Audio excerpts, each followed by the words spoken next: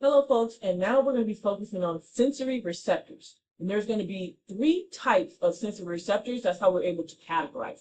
Before we get into the categories, what are sensory receptors? Remember, they're going to allow us to know what is happening around us and in us. And there's one way that they do that, and that's going to be through sensory transduction. And what that basically means is that you're going to have a stimulus that's going to be transmitted to an electrical signal. How do we do that? Well, that stimulus is going to create a gradient potential. That gradient potential is going to get to negative 55 millivolts. And then once it does that, an action potential is triggered so that we can have an actual signal being sent to an afferent pathway from the peripheral nervous system to the actual central nervous system. And of course, we use nerves to do that. Now, again, let's get back to the categories of these sensory receptors. First, you can categorize the stimulus by location. You can also categorize the stimulus by the type of stimulus. And then finally, you can also categorize it by the structure of the receptor. All right, so I just basically rewrote that into a better color. Now let's focus on stimulus type. This is going to be what we kind of get into a little bit more details for at least stimulus type and location. Receptor structure, we don't go into that much detail about at all, but I do want to bring it up because that is a part of the categories. So stimulus type is going to be a stimulus that responds to different things. So you can have a stimulus that responds to chemicals, like if you're trying to smell, stimulus that's going to respond to light for vision, and also stimulus that respond to sound, like if you need to hear something, right? So there's going to be different types of stimulus types that we talk about, and we'll focus on 5 types as we go along. Now, stimulus location is saying where's the location of the stimulus, not the receptor, okay? Because the receptor could be on your ear, the receptor could be, of course, on your stomach, but where's the actual stimulus coming from? So when it comes for hearing, you know the stimulus is coming from outside. That's going to be your sound waves, right? When it comes to, and that's more external from the outside world. When it comes to the internal world, well, you can think that the stimulus is going to be when your stomach is actually completely full. That stimulus is going to then trigger a receptor that'll say, hey, we're full, because it sends that message to an afferent pathway to the central nervous system. And also, you can focus on the stimulus based on the receptor structure. So here we have a hair follicle that also has its own particular structure. And then we have a tactile corpuscle. So a corpuscle is basically a sensory receptor that's encapsulated. So you can see we have that sensory receptor here, but it's also going to be encapsulated. That's what a corpuscle means. So if you ever see that word corpuscle, just know that it's going to be encapsulated. That's going to give us a tactile one that's on our fingertip, for example. Let's go ahead and get into more details about these sensory types. So there's 5 types we're going to be focusing on. And that's going to be first, mechanoreceptors. And these are going to respond to mechanical force. So when we think of mechanical, that's meaning that we have to use ATP or something to do it. And so, like we're saying, oh, well, I have to move my muscles, you're never going to be using ATP to do that. But also, when we talk about responding to mechanical force, that means that if I'm pushing down on a button, that pressure that I'm pushing down with is based on the mechanoreceptors. How much am I pushing down, right? And then also, we can also deal with vibration with this as well. Next, we can have thermal receptors, and this, of course, is going to respond to temperature changes. And not just like, oh, this is hot, this is cold, but you can also respond to it going from hot to cold, or cold to hot, for example, or something being warm, a little bit in between. Then we have photoreceptors, and that's going to respond to light, or for our eyes and what we see.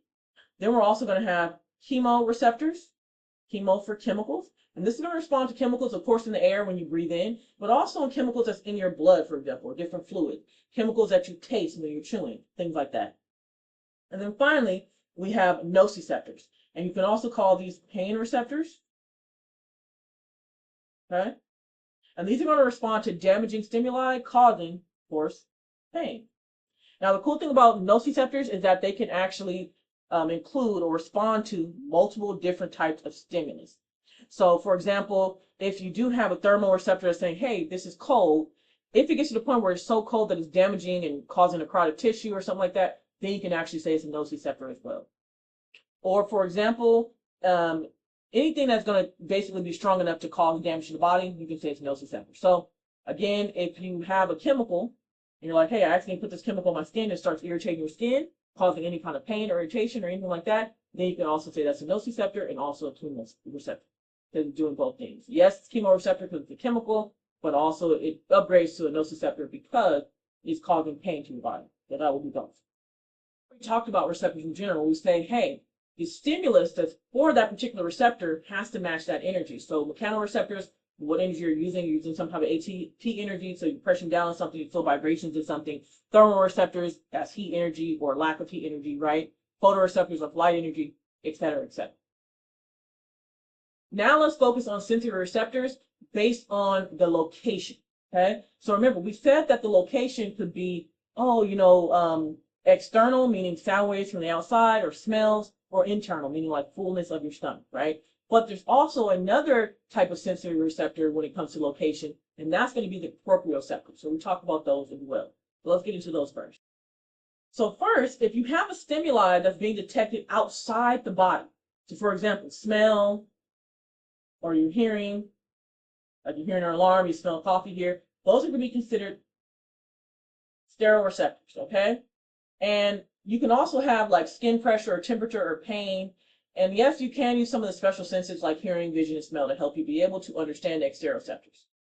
Now, if you have a stimuli that's originating from inside the body, those are going to be interoceptors.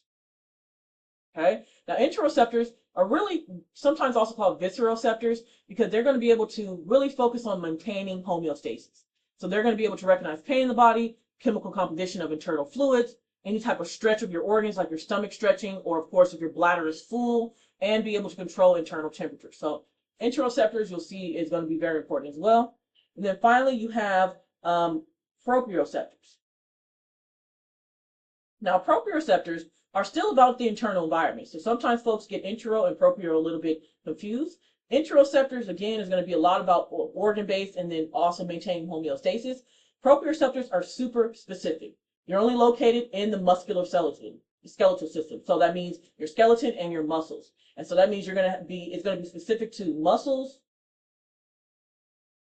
tendons, joints, connective tissue around bones. Okay? We'll put around bones. And that means that anything outside of that will be considered their interoceptors. So proprioceptors are very specific to that musculoskeletal system. And the whole goal of a proprioceptor is to monitor the body position and stretch. So what does that mean? Well, we'll get into more details in the next video, but I do want to say it's all about where your body is in space and how you move through that space.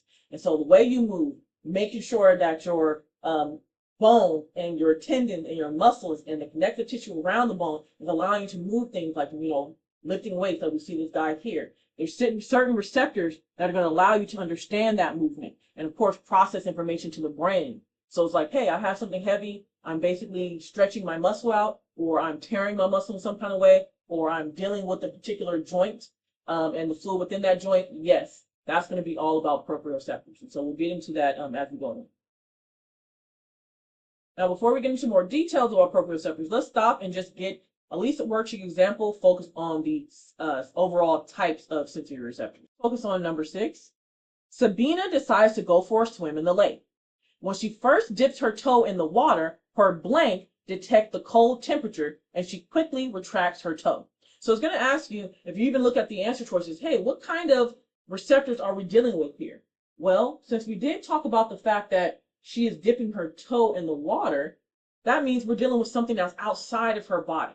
So I don't see anything like a thermoreceptor or anything like that that's on our list, but I do have it generalized as exteroceptors, interoceptors, mechanoreceptors, proprioceptors, nociceptors, and of course, that's going to be our main goal that I see here. So the only thing that's going to be talking about cold temperature and her quickly retracting her toe is the example of an exteroceptor. Stereoceptor, I'll just put a stereo there, because that's going to detect the cold temperature. So automatically when I'm looking at the answer choices, I know exteroceptors first, so I can get rid of letter B. Let's continue on. Eventually, she builds up the courage to get in. And once in the water, her blank allow her to monitor the position of her body and stretch of her muscles. So monitor the position of the body, where your body is in space, how you move through space. There's only one thing there, and that's going to be proprioceptors, okay? Proprioceptors are going to be focused on the muscle, tendons, joints, connective tissue, and of course, connective tissue around the bone, excuse me. Okay, or you can just simply say musculoskeletal system. So if it's talking about her body position, her body's ability to stretch her muscles as she's swimming, that's proprioceptors. So automatically you can see that letter D is correct just by the fact that the second one here is interoceptors, and this is also interoceptors. And that's going to be a big thing that some folks actually get confused by, because they're like, oh, that's an interoceptor. Isn't a proprioceptor technically interoceptor? Sure, but proprioceptor has specific, very specific to body position and stretch. Okay? After a while, she feels a painful cramp in her hamstring, detected by, so she said, painful cramp in her hamstring. When we think about pain, we think of nociceptors. Okay? And so again, that's just proving that letter D is correct. And that'll be how we get through that. Let's go ahead and get to the next piece of the video, which is going to be more details about proprioceptors. All right, let's get more details about proprioceptors. They're going to help us with our sense of proprioception. And so what does that mean? It basically means where our body is and how it's moving through space. And there's going to be 3 types of proprioceptors that are located in the musculoskeletal system. The main one we're going to focus on is going to be the muscle spindles, but there's also Golgi tendon organs and joint kinesthetic receptors as well. Okay, so first let's focus on the muscle spindle. Number 1, where's it located? Skeletal muscle. Number 2, what's the structure? Well, here's going to be the muscle spindles here. Let me just name the rest of them. As you can see, again, it's going to be some muscle fibers here. Okay, and then the yellow is going to be the sensory fibers wrapped around them. And what are they doing? They're enclosed in connective tissue here. Okay, so what is the purpose of the actual muscle spindle? They're going to monitor muscle stretch. So you can say muscle, okay, spindles, monitor stretch. This would be one way to easily remember that. And because it's going to be monitoring stretch, that's going to be either too much stretch on the muscle or an unexpected stretch in the muscle, you can initiate a stretch reflex. So that's going to be the reflex we focus on, is going to be the stretch reflex, okay? And specifically, we're going to mainly the knee jerk reflex. So just keep that in mind. Now, how does that work? It could be an unexpected stretch in the muscle, which is going to trigger the muscle spindles at this point. And then again, that's going to send and through an afferent pathway to the brain to cause some type of motor effect. Okay, so just keep that in mind. We'll get more details as we go along. Now, Golgi tendon organs are location of the tendons. So here we have tendons here. And we also see that we have, looks like nerve endings. Yes, nerve endings that are kind of coiled between the tendons. And the whole goal is that you're going to have the sensory nerve endings coiled between the collagen fibers of the tendon. And this is going to monitor muscle tension. So what does that mean? If you have any excessive muscle tension, then that tendon has a risk of tearing. So what's going to happen is it's going to initiate a tendon reflex. Okay, and that's basically like a protective mechanism. Say, wait a minute, this tendon is tearing. We have something that's going on. Now, how that would happen is because we have the sensory nerve endings kind of coiled between those collagen fibers, when you have more tension, you kind of have that squeeze that's happening. The nerve endings are going to get closer together, and that's when we start saying, hey, something's going on here. There'll be a tear. Okay, so you can also just say simply tendon monitors tear, just to make it simple to remember. But our main focus is going to be spindles, monitoring stretch.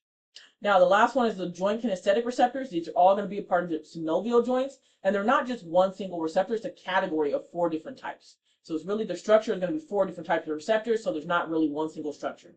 And this is all about joint position and stretch. So if we're thinking and stopping here, and you're looking at all the different types of proprioceptors, yes, this matters when it comes to the musculoskeletal system. It matters to help us understand our body's position and, of course, its stretch overall. Okay?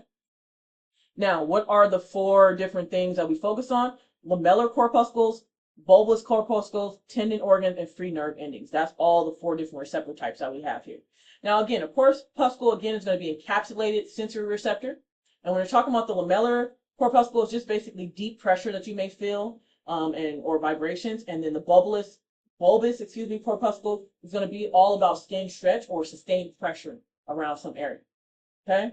Now, you see that where this is located. It's going to be located in the joint area, so we'll talk about that as we go on.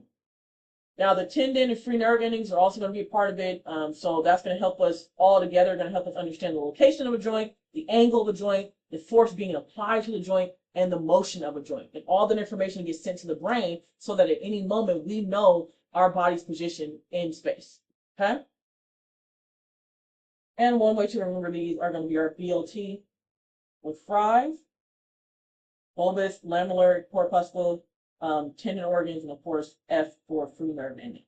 Now, there's other names for lamellar corpuscle, like it can also be called Pacinian, and also bulbous can be called Ruffini. So just keep those little details in mind. If you start being like Ruffini, and it's supposed to be bulbous, well, it's bulbous, but it also can be called Ruffini. Okay, folks. So that's going to be like 3 different types that we focus on. And as you can see in the image here, all together they give the brain details of where we are in space and how we move and ways to adjust. So we have the spindle fibers that are in the muscle. We have the muscle attachment to the bone, which are going to be our tendons, and we have information there. And then we have all that information of the joint, how you're actually moving everything together to cause all the movement that we have. So that's very important for us to kind of keep in mind. Now we're talking about all these sensory receptors, and think about the fact that we are in so many different changes to our environment are happening all the time, so many different changes to our internal environment as well. Well, guess what? We need to sometimes give neurons a break from continually firing and sending messages to the brain, okay? And how do we do that? Through adaptation. So adaptation just means that you're going to reduce the receptor sensitivity of a constant stimulus. There's 2 types and 2 ways that's going to happen. And one thing I want to say is that a lot of these sensory receptors can do both of these different types of adaptation, but we'll just try to give you examples here to make it easier to understand. First, we have phasic receptors. These are fast adapting. So they're going to report changes in the environment. One example is going to be our thermoreceptors. Now, of course, thermoreceptor can say, hey, I just walked into a very cold room, and I'm going to send a signal to the brain saying, I'm in a cold room, et cetera, and the whole process of a homeostatic control, right? And then it's going to say, hey, go ahead and get you a blanket, or maybe put an extra layer of clothes on or something like that. The room is still going to be cold, but you don't need to keep on telling your brain that it's cold because you already are adapting to the overall changes in your environment. That's what that is. So in phasic, you're going to see that the neurons stop firing over time because they've already sent the message, we've already done what we need to do, and even though the room is still cold, we've already figured out how we're going to process that. Another example here is like, okay, ice is cold, you put ice in your hand, then of course you become cold because of those thermoreceptors. It sends messages to your brain, but over time when you have the ice in your hand, you already still know it's still cold. You have an option to put the ice down. You know, no matter what, when you pick up ice, it's also going to be cold. So it's kind of like you're adapting to it. So if you put ice again on your hand, yes, you're going to get a response that's like, hey, it's cold, but you also know it's already been cold the last time. Then we have the tonic receptors, which are going to be very slow. So you can think of these as very fast and adapting. These are very slow. And so guess what? They don't adapt as well. They won't adapt to the changes. But these are going to keep firing. Let's think about this. One example is our nociceptors, or our pain receptors, okay? If you're in pain, right, if you prick your finger on an actual cactus here, you don't want to just say, oh, I'm in pain, and that's it. No, you want to keep on firing those neurons and say, pain, pain, pain, pain, pain, until you actually get that healed or you get treatment for it, for example, okay? Another thing is you have internal issues, internal organs. You might feel like your body's out of whack and like you keep getting pain like in your back, lower back. You want to make sure that that continues to fire. Is it annoying when you're sitting down doing stuff? Yes. But you also want to make sure your body's working. So the fact that it's continually firing is trying to tell you and alert you, hey, there's pain in your lower back. What are we going to do about it, right? And sometimes you can get those signals sent to the brain and it's kind of telling you, oh man, my back's hurting, my back hurting, my back hurting. So you may start rubbing it. You might start taking some medication, et cetera, et cetera. Okay? And then you have the in-between, which most of them are going to be in between anyway. But again, these are just examples. And that means it has both phasic and tonic adaptation. And that's going to be our mechanoreceptors, for example.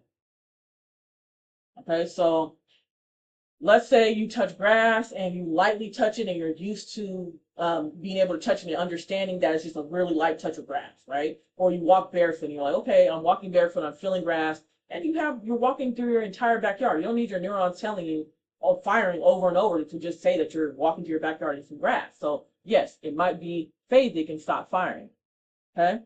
But say you're walking through your grass and all of a sudden you get one area of grass is very prickly. Now that kind of changes the game. It's like, hey, I'm feeling some kind of pain from this. Yes, I do feel the grass, but there's also something in the grass. Maybe it's a rock, maybe it's something else. Then you can actually train it to be more tonic to say, hey, yes, we understand what's around us, but then there's something in this grass that's a little bit different. Another thing you can say is like maybe you're touching the grass and then some kind of creepy crawly crawls up your hand. That's also something that, and maybe it bites you and causes some type of irritation. That's something that'll tell you, hey, we need to make sure we're getting out of this environment. We need to make things keep firing and be in a tonic adaptation to help us sustain that response and move forward. Okay, folks, so that's kind of one way we can think of all our different sensory receptors. So next thing we're going to get into is going to be our reflex arcs, and that's basically going to be focused on those muscle spindles from the proprioceptors. Okay, folks? First, before we end, let's get into a worksheet example. I'm going to focus on number 12. Which of the following is true regarding phasic receptors? So we just talked about phasic receptors. And remember, the phasic receptors are going to stop firing and are going to adapt. So we're talking about what's true. That means we are looking for things that are false and getting rid of those answers. So first things first, phasic receptors respond to sustained stimuli and maintain their firing rate. That's incorrect. That's going to be tonic receptors, okay? Phasic receptor, letter B, phasic receptors respond with a burst of action potentials when the stimulus is first applied and quickly adapt to the stimulus. Yes, that is true, because phasic receptors are, when they kind of changing the verbiage here, right? They're saying they're going to respond with a burst of action potentials when the stimulus is first applied. Okay, another way of saying that is a stimulus is applied, it's going to create, it's going to trigger that receptor, and then that receptor is going to send an action potential through an afferent pathway. They're saying a burst of action potentials because they're saying, hey, this is brand new, this is something brand new, but overall, you're going to adapt to the actual stimulus itself. So that still would be true here. Let's go ahead and continue on just to see if these are false. Phasic receptors adapt slowly to changes in stimulus intensity. Okay, so that is definitely going to be more of a tonic receptor there. And then letter D, phasic receptors exhibit continuous, constant firing in response to a stimulus. You also see that it's similar to letter A, and that is out as well. So letter B will be our answer. And the next video, we're going to focus on reflex arcs, specifically the stretch reflex. All right, folks, see you there.